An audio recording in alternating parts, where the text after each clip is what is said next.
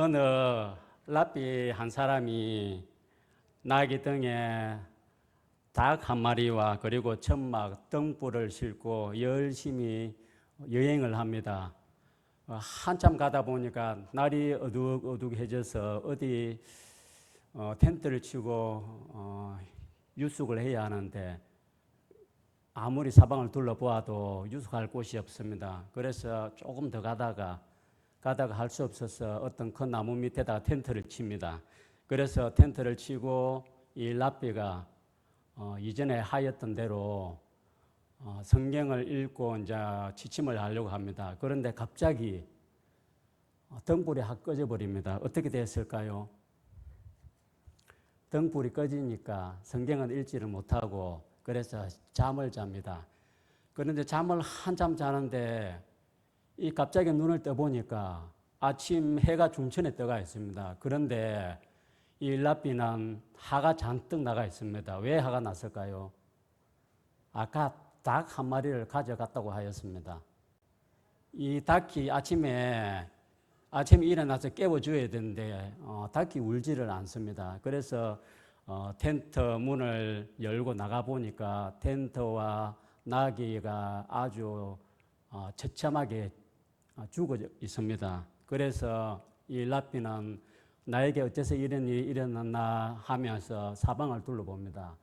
그런데 그 자기가 잤던 그 바로 옆에 보니까 큰 마을이 있었는데 그 마을에 밤새 도둑이 들어서 그 마을 사람들이 모두가 다 죽고 말았습니다. 그래서 랍비는 그때 털썩 주저앉으면서 하나님께 감사를 합니다. 내가 이 나귀가 만약에 이 닭이 울었다면 나도 꼼짝없이 그 도적떼들에 의해서 발각되어서 자기도 죽을 것이라고 그렇게 하면서 하나님께 감사를 드렸던 것을 볼 수 있습니다. 오늘 이 예화는 어떤 상황 속에서도 우리가 감사할 수 있어야 한다는 것입니다. 대개 사람들은 살아가면서 감사히 그렇게 인식할 때가 많습니다. 특히 감사를 잘 표현한다고 하는 사람들도 그것이 때로는 조건적일 때가 많습니다. 그러나 가장 위대한 감사는 감사할 수 없을 때 감사할 수 있는 것이 진정으로 감사인 것입니다. 그래서 오늘은 감사할 수 없는 그 상황 속에서 감사하는 하박국을 봅니다.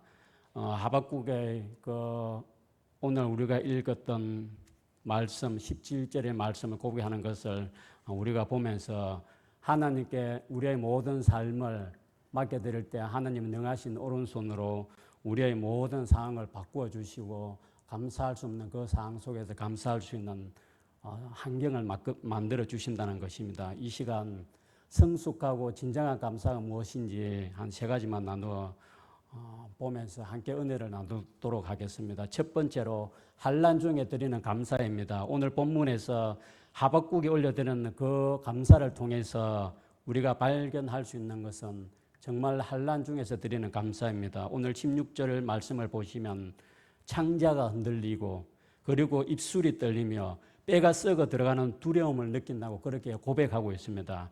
하박국 선지자가 마음에 사무칠 정도의 그 두려움을 느낀다는 것은 이스라엘의 그 대적이 앞으로 계속해서 행통할 것이라는 것과 그리고 이스라엘 그 민족들의 환난을 계속하게 그렇게 이어져 간다는 것입니다. 그래서 하박국은 오늘 본문 16절에서 내 창자가 흔들렸다고 그렇게 고백합니다. 자신의 내면에 그 공포감이 밀려와서 두려움이 휩싸였다는 것입니다. 내 입술과 내 뼈의 말 역시 공포 속에서 비명을 지를 수 없을 정도로 그렇게 아주 극단의 두려움에 빠졌다는 것입니다. 오늘 16절의 말씀에 보시면 또 그 목소리를 인하여라는 그런 말이 나옵니다. 이 말이 무슨 말씀입니까? 바벨론 군대가 몰려오는데 함성을 지르며 그렇게 위협감을 지르고 그렇게 온다는 것입니다. 흔들렸다를 히브리어로 풀이하면 땅이 진동하다는 뜻입니다. 밀려오는 그 죽음 앞에 그 죽음에 대한 공포와 또 과거 자신들이 하나님께 불순종한 것에 대한 후회를 동시에 나타내는 것입니다. 16절 끝부분에 보면 떨렸다는 말이 나옵니다. 이 떨렸다를 히브리어로 다시 풀이를 해보면 귀에 귀걸이를 한 상태에서 가만히 있는데 그 귀걸이가 흔들렸다는 것입니다. 오늘 본문의 그 의미는 입술이 몸에 매달려서 흔들리는 것처럼 심하게 요동칠 만큼 아주 두렵고 무섭다는 것입니다. 왜 그렇습니까? 바벨론 군대가 한 번만 공격하는 것이 아니라 지속적으로 계속적으로 이스라엘 백성들을 그렇게 공포 속에 몰아넣고 또 그렇게 무섭게 파도처럼 밀려온다는 뜻입니다. 오늘 16절 그 중간에 보면 환란이란 말이 나옵니다. 이스라엘 백성들에게는 이중적인 그런 의미를 나타냅니다. 하나님의 말씀에 불순종하고 또 대적하는 그 세력에게는 문자 그대로 하나님의 심판이 임한다는 것입니다. 동시에 그 언약의 백성 이스라엘에게는 구원의 날임을 또 그렇게 알려주는 것입니다. 현실적으로 바벨론 군대의 그 위협으로 인하여서 죽음에 대한 공포가 밀려오지만 동시에 하나님께서 자신들을 구원해 주실 것이란 그 확신 그리고 신실한 그 믿음으로 안도감을 얻을 수 있다는 그 사실을 보여주게 되는 것입니다. 이것은 오늘날 우리가 살아가는 모든 성도가 고통과 고난 중에서도 하나님의 인도하심을 확신하며 끝까지의 믿음을 끈을 놓지 않을 때 그 믿음 가운데 또 우리가 기도할 때 그 기도가 온전한 믿음, 온전한 또 기도가 될 수 있다는 것입니다. 오늘 본문은 하나님의 백성이 이방인들에게 그렇게 짓밟히고 또 악한 이방인들을 그렇게 행통하게 될 것을 하나님의 백성들을 또 그렇게 더욱 압제하게 될 것을 그렇게 말씀하고 있는 것입니다. 이러한 환난과 고난, 고통을 목도하는 가운데 두려움과 떨림 가운데서 하박국 선지자는 어쩌면 본능적으로 그렇게 두려움을 극복하고 또 하나님을 찬양하고 있는 것을 우리가 볼 수 있습니다. 그것은 이 일이 선하신 하나님께서 허락하신 일이고 또 하나님께서는 이스라엘 백성들을 아주 내치시고 그 땅에서 아주 뿌리 뽑아 버리려고 하는 그 일이 아니었음을 알았기 때문인 것입니다. 오히려 궁극적으로 하나님께서는 그 당신의 백성들을 회복시키실 것이고 또 그들을 압제했던 그 이방인들을 심판하실 것을 하박국 선지자는 믿었기 때문인 것입니다. 그러한 믿음으로 말미암아 하박국 선지자는 하나님께 감사와 찬양을 드리고 있는 것입니다. 사랑하는 우리 성도 여러분, 혹시 여러분들 가운데 정말 뼈가 썩어가는 그런 두려움 아니면 창자가 흔들리고 입술이 떨리는 그런 어려움에 봉착해 계신 분들이 있습니까? 정말 내 삶이 죽음과 같은 그 죽음의 날을 받아놓고 기다리는 그런 분이 혹시 계십니까? 내 아내, 내 남편, 내 자식, 그리고 내 형제, 내가 속한 그 공동체로 말미암아서 정말 힘들어서 절망에 빠져 있거나 정말 그 문제 앞에 문제가 해답이 보이지 않아서 두 손 놓고 멍하니 그렇게 하늘만 쳐다보고 있지는 않습니까? 상황이 아무리 어려워도 아무리 힘들다 할지라도 상황 너머에 계시는 살아계신 전지전능하신 하나님을 바라보시고 또 하나님의 그 섭리하심을 믿고 감사의 고백을 올려드릴 수 있어야 할 것입니다. 여러분이 위기 속에서 올려드리는 그 감사의 고백은 지금의 위기와 어려움을 극복할 수 있는 소망의 기도가 될 것입니다.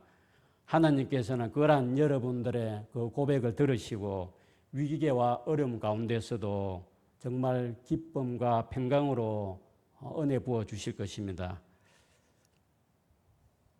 그리고 두 번째는 감사할 수 없는 조건이 없는 와중에서도 하나님께 감사하는 일입니다. 17절의 말씀을 한번 읽어 주십시오.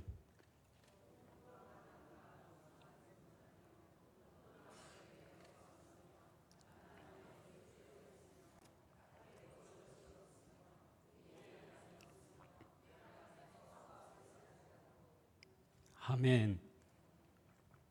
말 그대로 아무것도 없습니다. 정말 아무것도 없는 그런 상황에 이스라엘 백성들이 처해져 있습니다. 이스라엘 백성들은 그 이방인들로 인해서 초토화된 그 약속의 땅, 그 약속의 땅이 완전 적막하고 비참한 그런 현실을 보여주고 있습니다. 이러한 상황 속에서 할 수 있는 말들은 아마 원망의 말이 가장 적합할 것입니다. 하나님 도대체 어째서 우리에게 이런 일을 행하십니까? 하나님 정말 살아계시기나 한 것입니까? 이렇게 아마 원망해야 가장 옳을 것입니다. 당신의 백성들이라면서 어떻게 당신의 보호가 없냐고 이렇게 정말로 한맺힌 단식과 원망의 말을 내뱉어야만이 정말 옳을 것입니다. 그런데 오늘 하박국 선지자는 뭐라고 하십니까? 그리 아니하실지라도 그 말을 뒤에 이어가고 있습니다. 그리고 나서 또 뭐라고 합니까? 아무것도 없을지라도 나는 여호와로 인하여 즐거워하며 나의 구원의 하나님으로 말미암아 기뻐하리라고 그렇게 고백하고 있습니다. 이스라엘 백성들이 겪게 될 그 고통과 또 환난 가운데서도 불구하고 여전히 하나님의 그 구원하심을 믿고 신뢰함으로 용기를 잃지 않고 바벨론의 그 침략 소식을 듣고 극심한 공포와 두려움에 빠지게 될 그 위기 속에서도 여전히 소망을 잃지 않고 오히려 하나님께서 부어주실 그 복과 평화와 번영과 소망과 은총을 기대하며 기쁨으로 감사한다는 것입니다. 우리의 신앙도 이와 같아야 할 것입니다. 눈에 보이는 결과에 연연해하지 않고 또 내게 좋은 일이 닥치느냐 하는 그런 어떤 여부에 따라 달라지지 않고 오직 여호와 하나님으로 인하여 그 하나님의 구원하심으로 인하여 즐거워하고 감사해야 하는 것입니다. 그렇게 할 때 하나님은 우리를 결코 내버려 두지 않습니다. 이스라엘 백성들이 애굽에서 그렇게 광야 생활을 할 때 그들에게 무엇이 있었습니까? 우리 이미선 30 권사님 무엇이 있습니까? 그들에게 맞습니다. 아무것도 없었습니다.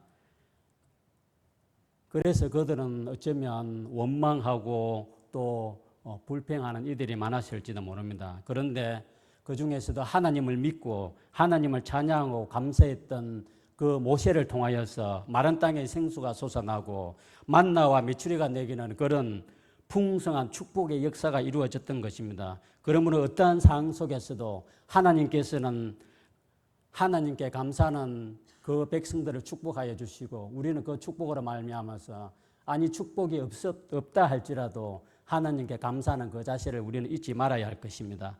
그리고 세 번째 하나님을 인하여 드리는 감사입니다. 18절을 보시면 하박국 선지자는 그럼에도 감사할 수 있는 이유를 말하고 있습니다.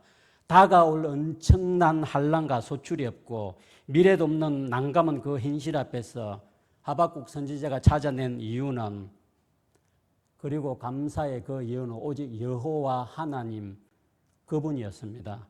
왜냐하면 하나님만이 이 모든 상황을 해결해 주실 수 있는 유일한 분이심을 알았기 때문인 것입니다. 사랑하는 우리 성도 여러분, 혹시 견디기 어려운 형편과 시련을 만났을 때 문제를 먼저 생각하지 마십시오. 어려운 형편을 바라보고 절망하지 마십시오. 오직 여호와 우리 하나님만을 바라보시길 바랍니다. 그렇게 할 때 전지전능하신 하나님은 우리의 모든 형편을 아시고 우리가 처한 고통과 그 어려움 가운데서도 우리를 반드시 건져주실 것입니다. 참으로 능하신 하나님의 오른팔로 우리를 붙드실 것입니다. 시편 31편 15절에서 다윗은 이렇게 고백합니다. 내 시대가 주의 손에 있다. 과거, 현재, 미래 모든 내 삶이 주의 손에 있다고 그렇게 고백을 합니다. 그래서 다윗은 그 모든 시간 속에서도 어쩌면 그가 모든 환난 가운데서도 그 환난의 시간을 통과하면서도 원수들이 수치를 당하고 자기를 핍박했던 악인들이 음부에서 잠잠게 되는 것을 다윗은 믿음으로 바라보았던 것입니다. 19절에서 이렇게 고백합니다. 하나님의 은혜가 어찌 그리 큰지요. 그렇게 하나님을 찬양하고 있습니다. 현재 우리가 고난 중에 찬양하고 또 슬픔 중에 노래하지만 머지않아 우리 가운데 베풀어 주실 그 하나님의 은혜로 말미암아서 기쁨과 행복 가운데 감사의 찬양을 반드시 부르게 하실 것입니다. 아는 죄를 하겠습니다. 히브리어에 차판이라는 단어가 있습니다. 간직하다, 준비하다, 보물을 모으다는 뜻입니다. 하나님께서 다윗이 환난을 당할 때 가장 좋은 것으로 은밀하게 하나님께서 다윗을 위하여 준비해 오셨다는 뜻입니다. 그리고 세테르라는 단어가 있습니다. 이것은 다시 말씀드리면 은밀한 곳입니다.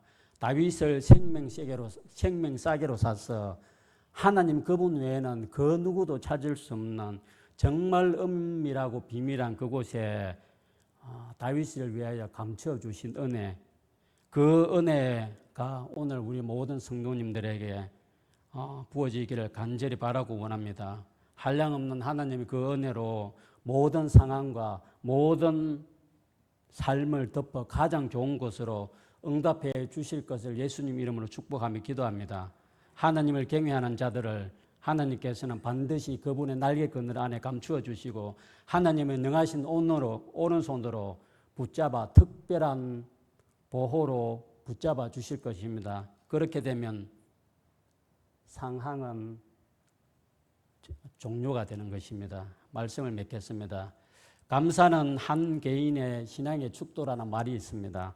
감사는 그 사람의 신앙의 깊이와 인격의 수준을 나타내고 있습니다. 성도의 감사로 그 신앙의 수준을 알 수 있다는 것입니다. 오늘 하박국 선지자는 환난 중에 처해 있었고 아무것도 가지지 못한 그런 극한 상황이 있었습니다. 이런 상황에 우리가 만약에 처했다면 누구나 원망과 불평할 말을 합니다. 그러나 성도 여러분, 우리는 누구나가 아닙니다. 우리는 거룩하신 하나님, 능력의 하나님, 선하신 섭리로 우리를 인도하시는 그 하나님을 믿는 백성들입니다. 하나님의 백성들은 오늘 말씀의 하박국처럼 절박하고 비참한 상황 속에서도 감사를 드려야 할 수 있는 것입니다. 우리 성도님 가운데서 혹시나 이런 환난과 불시험이 있다라면 정말 기뻐하고 오히려 감사하십시오. 그 불시험과 환난은 우리 성도님들을 힘들게 하고 해롭게 하려고 하시는 것이 아니라 하나님께서 정말로 나는 죽고 예수로 사는 그런 믿음을 가지게 하시려고 사람 의지하고 세상 의지하는 그런 모든 것들을 다 불살라 버리고 오직 하나님만 바라보고 의지하게 하려고 하박국이 그랬던 처럼 그런 믿음을 갖게 하시려고 하는 것입니다. 내가 내 곁에 있는 것보다 더 가까이 계시고 내 숨결보다 더 가까이 계신 그 예수님, 그 예수님은 그분의 지팡이와 막대기로 오늘도 나를 인도하고 계십니다. 가장 좋은 곳으로 내 영혼을 만족해 하시고 내 영혼이 잘됨 같이 범사가 잘되고 행통하기를 예수님께서는 그렇게 그분의 인자하심을 우리를 이끌어 가고 계시는 것입니다. 언제나 내 승리가 되시고 내 평안이 되시고 내 만족이 되시는 예수 그리스도, 그분 앞에 우리가 감사하지 못할 이유가 없는 것입니다. 감사할 수 없을 때도 없을 것입니다. 바라기는 사랑하는 우리 성도 여러분,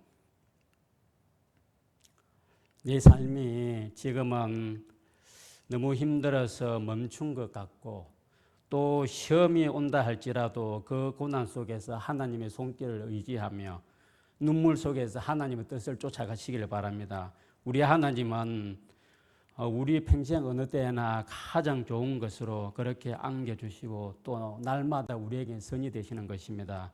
고난과 고통 속에서도 내일이 빛나는 것은, 내일이 감사인 것은 하나님의 선하심과 하나님의 인자하심, 내 숨결보다 더 가까이에서 내 삶을 은혜로 붙들고 계신 것입니다. 그러므로 우리의 모든 것으로 우리의 생명을 다하여서 오늘 18절의 말씀처럼 나는 여호와를 인하여 즐거워하며 나의 구원의 하나님으로 말미암아서 기뻐한다고, 그래서 나를 높은 곳에 뛰게 하시는 그 하나님께 감사를 드릴 수 있는 귀한 우리 성도님 되시기를 예수님 이름으로 축복하며 기도합니다. 시편 58편 8절과 11절의 말씀을 같이 한번 읽어보겠습니다. 나의 유리함을 주께서 계수하셨으니 나의 눈물을 주의 병에 담으소서. 이것이 주의 책에 기록되니 아니하였나이까. 내가 아뢰는 날에 내 원수들이 물러가리니 이것으로 하나님이 내 편이심을 내가 아나이다.